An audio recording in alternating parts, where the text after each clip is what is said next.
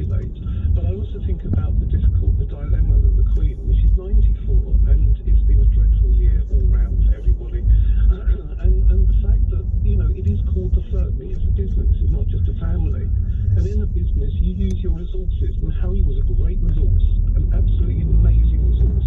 Everybody talks about what he's been through. He and his brother, the whole family, the loss of Diana, etc. But, that was 20 years ago, and however sad that is. But he is a great resource. And it's just very sad that the royal family, the Queen, and the advisors have had to make this decision based on what they have done. They have left the country. They have effectively resigned from the business, from the firm. And here, it's yeah, no, you're right. I think the future of the family will be more secure. The royal family is an institution. It's something that I would hate to see disappear. But it's good, bad, or indifferent.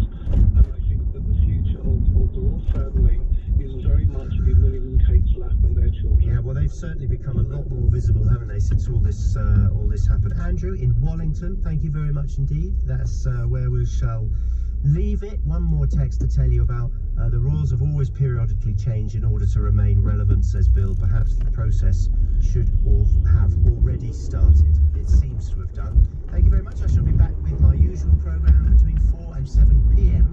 tomorrow. Coming up at 10 this morning is Matt Fry, but right now, because Andrew Castle's doing some tennis, it's Andrew Pierce. Thanks, Ian. And coming up, Andrew Pierce here in for Andrew Castle. Care home residents are to be allowed one visitor at last, I hear you say, as part of a cautious easing of lockdown. We'll be talking about the campaign for whether we should or shouldn't have a COVID vaccine passport. Harry and Meghan, it's all over for them. They're no longer to be part of the working royal family. The Queen strips them of their peerages. Will you miss them, or is it, dare we say it, who cares? But first, we're going to be talking about Uber. They have lost that massive court battle in the Supreme Court. They are no longer able to call their drivers self-employed workers. What implications does that have for lots of people, millions of people who are on zero-hour contracts? I'm Andrew Pierce, this is LBC. That's all next. On your radio, on Global Player, and Play LBC. leading Britain's conversation. This is LBC. From Global's newsroom at 7 o'clock, care home residents will be able to hold hands with someone they regularly see inside within weeks. This under government plans to ease the coronavirus lockdown in England after they were among groups offered a vaccine. From the 8th of next month, visitors must take a lateral flow test beforehand and wear personal protective equipment, but no hugging or kissing will be allowed. Caroline Abrahams is from the charity Age UK and says touching loved ones is something many people have missed. The opportunity to squeeze somebody's hand, to provide reassurance, to communicate love, quite often to people who may not be able to speak to you anymore because they have advanced dementia. It's all the more important, and so I think making that point specifically will make a difference to lots of people. Separately, the travel industry has written an open letter recommending how we could enjoy a holiday abroad this summer. The Safe Future Travel Coalition also wants financial support for the sector, adding around 160,000 jobs have been lost because of coronavirus. Sean Tipton from the Travel Association APTA is in that group. He says close cooperation is needed. We wouldn't expect the Prime Minister to give an exact date. There are so many variables here, but what we would expect to see and hope to see is some kind of clarification about what kind of criteria needs to be placed to enable that to happen. And that's why we've also made some sensible suggestions to what he could do to make that process so much easier and enable us to have a holiday in safety. In other headlines this hour, the Duke and Duchess of Sussex have lost their patronages after announcing they're permanently stepping away from the royal family. Harry and Meghan had wanted to keep their formal roles with the military, arts, Commonwealth and sports and organisations. Former soldier David Wiseman helped found the Invictus Games with Prince Harry. He says he's well regarded. A lot of people are very, very thankful for the service that he has performed over the past couple of decades, and the amount of time and energy that he's personally put into not only his military service but also the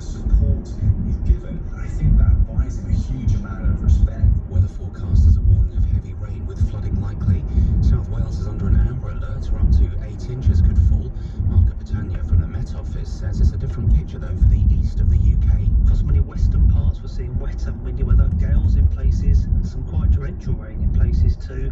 But down towards the east, particularly across the east and southeast of England, winds just that little bit lighter, certainly feeling a bit more spring-like towards the southeast of England in the sunshine on Saturday. The Housing Department will become the first in government to have ministers working outside of Whitehall. The second headquarters is being set up in the West Midlands, with at least 500 roles based across the region by 2025, while senior civil servants will also work from the site in Wolverhampton. The weather: heavy rainfall across western and northern areas of the UK, dry, breezy and mild over the east and southeast, a high of 15 degrees. From Global's newsroom, I'm Philip Chrysikos. The census builds a picture of our community. When you fill in yours, you help make decisions about things that matter to you. Like our local hospitals. Better transport connections. School places. Census Day is the 21st of March. Look out for more information in the post or visit census.gov.uk. Census 2021. It's about us. Delivered by the Office for National Statistics. This is LBC from Global, leading Britain's conversation with Andrew Pearce.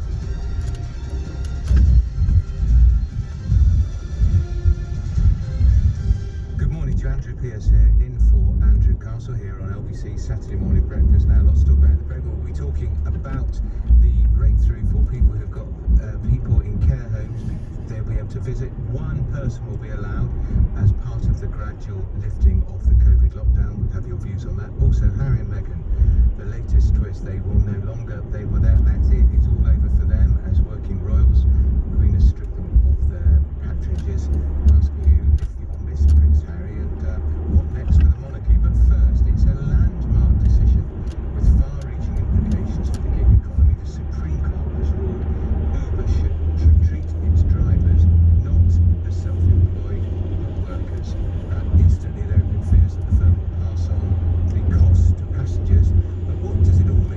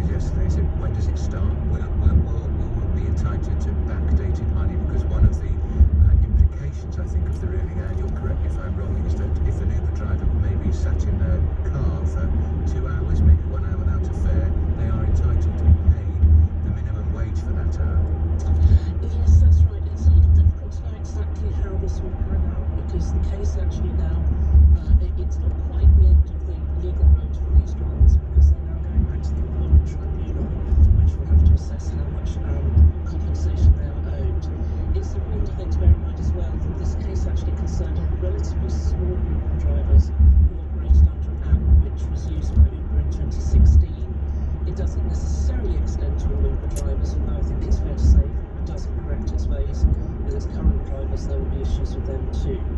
So in terms of back pay, they are, yes, looking at national minimum wage for the periods during which they worked, and that's not just when they were taking a passenger from A to B, but as you say, it's also when they had the app on and when they were ready and able to work, which is a key point in the judgment.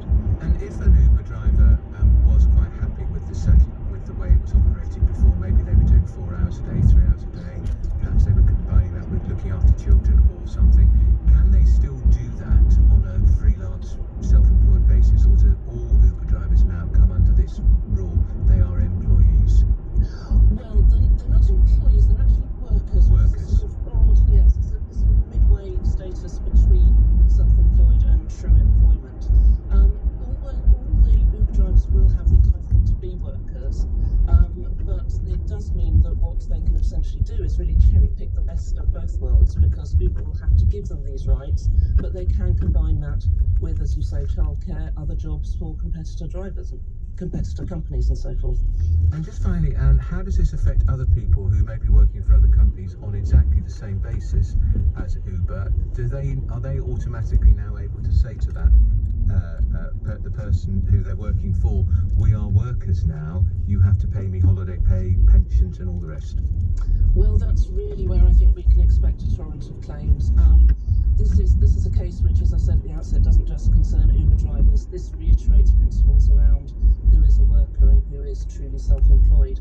And any worker in the gig economy who considers that they too work essentially in the same way as Uber drivers, they have to accept jobs if they're given them, they have no real option, they're tightly controlled and so forth, they too could present a claim to the Employment Tribunal, which would then be bound to follow the principles which the Supreme Court has handed down yesterday. All right, that's Anne Prittam, who is partner and employment lawyer at Stevenson Harwood. Let's talk now to Andy Chamberlain, who's Director of Policy at the Association of Independent Professionals and the Self-Employed. Andy, if I can use your first name, just tell me what's your initial reaction to the ruling, massive as it is? Good morning, Andrew. Yeah, absolutely huge decision, and any Supreme Court decision is always going to be a big decision, and this one's been running on for 5 years with lots and lots of media interest. So I think that it raises a few questions which Anne has already touched on very well. One of them is that this case was about somewhere around 30 drivers who were driving in 2016. And since then, Uber say that they have changed the nature of the way that they engage with drivers. So there's a bit of a question mark over whether or not this ruling will apply to all Uber drivers, or whether Uber will hold the line and say, no, this is just how it was in 2016. The way we operate now is different, and therefore that this ruling doesn't impact that. Uber also say that they're going to have a wide consultation with all their drivers, so it suggests that they are looking to make some changes across the board, but not necessarily to apply this ruling to all of their engagements. And then the other point which you picked up on, Andrew, is this really important part of the judgment yesterday was that when the app is on, if a driver has the app on, they should be getting minimum wage for that whole time, regardless of whether they actually accept a trip or not. So first of all, you have to disentangle that, and how much will can people now go and make claims for thousands of pounds because they've had the app turned on in recent years for much longer than they've actually accepted trips. And second of all, many drivers in practice will have several different apps open, so they don't just drive for Uber, they might drive for Lyft as well, or other ride-hailing apps. And so how do you sort of handle that if you've got 3 turned on? Do you get minimum wage out of all of them? So these are the sorts of the complexities of the gig economy, the way that people work now. It's a bit tricky. People tend to imagine that you've got now an Uber driver who just works for Uber for 40 hours a week. But in that case, it's fairly obvious you can make a case and say, actually, we owe that driver a bit of employment rights. But what if it's not quite that easy, as you say, what if they're working in whether they're a teacher or a driver? All of this it makes it a little bit more complicated to work out how to apply this kind of ruling. What we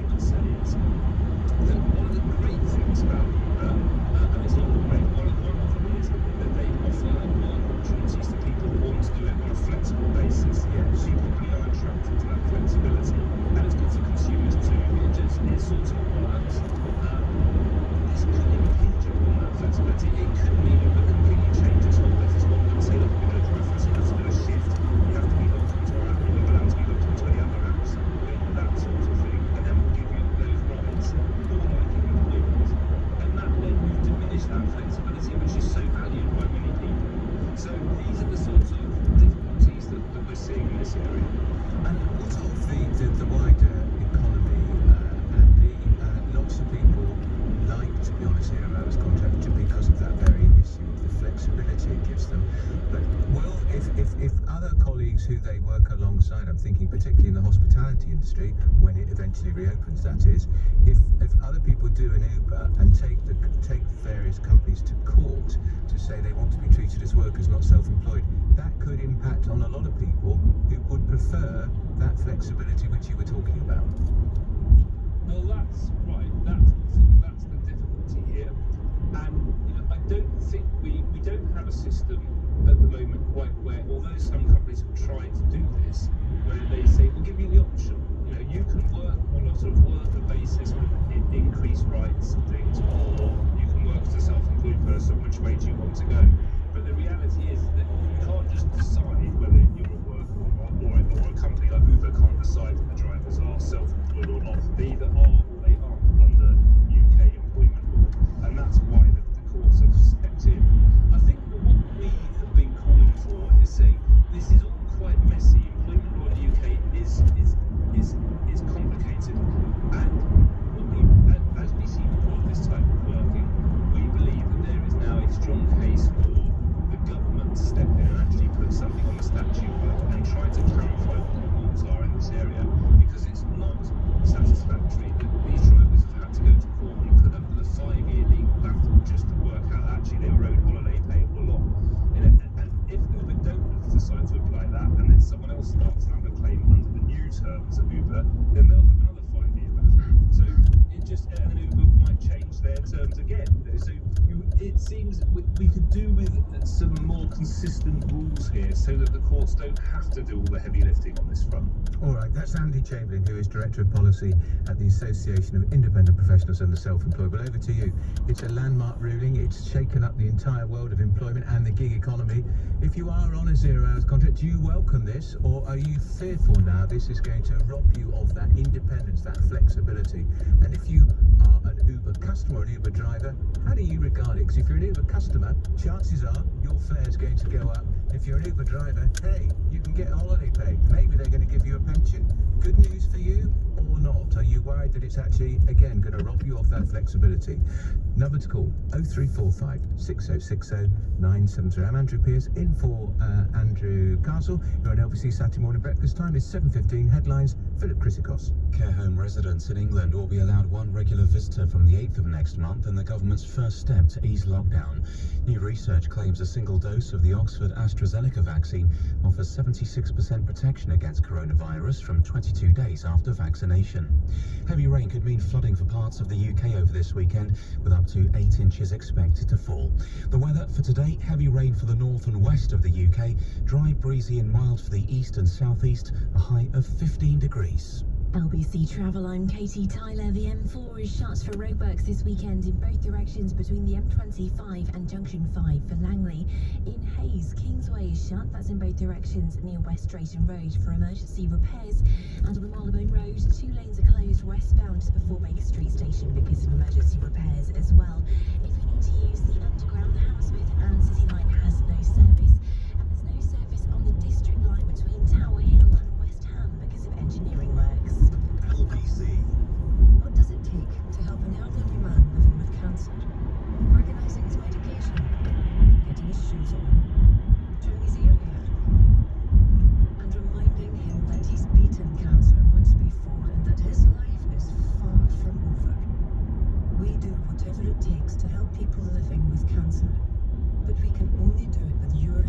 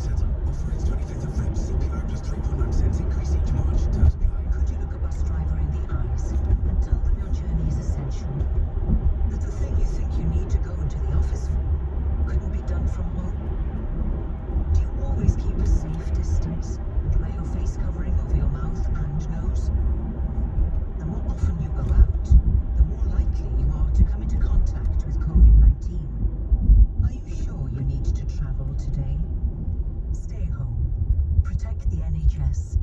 Save lives. Andrew Pierce on LBC. Call 0345 6060 973. So talking about the implications of the Supreme Court ruling on Uber, ponder this, the Uber case is one of a number that was before the courts. Think about the proliferation of courier services during the pandemic. How many times a day, I work from home a lot, does my door go with a delivery? It's not for me, it's nearly always the flat upstairs. Very irritating. That's not the point though. These companies have prospered, they've hired thousands of people. Will these delivery companies now have to regard those self-employed courier drivers as workers, in which case their pay of grades will become entirely different? Will they want to then employ as many people as if they're self-employed? Probably not. How is this going to impact you? And if you are in that self-employed area, I want to hear from you. Are you worried about this ruling, or do you welcome it? Because it can mean holiday pay, sick pay, a pension. In other words, being treated as a worker rather than a freelance. Number is 0345 6060 973. But first, I want to talk to you about that all-important R number, because it's fallen slightly now to between 0.6 and 0.9%. So this is the lowest it's been seen since, I think, May last year. Joining me now to discuss the significance is Dr. Rakib Ali, who's a clinical epidemiologist, who's an honorary consultant in acute medicine at Oxford University Hospitals NHS Trust. Dr. Ali, good morning to you.